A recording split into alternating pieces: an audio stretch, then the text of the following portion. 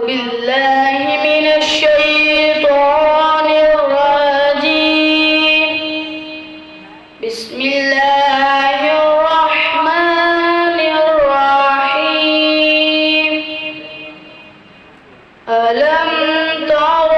كيف فعل ربك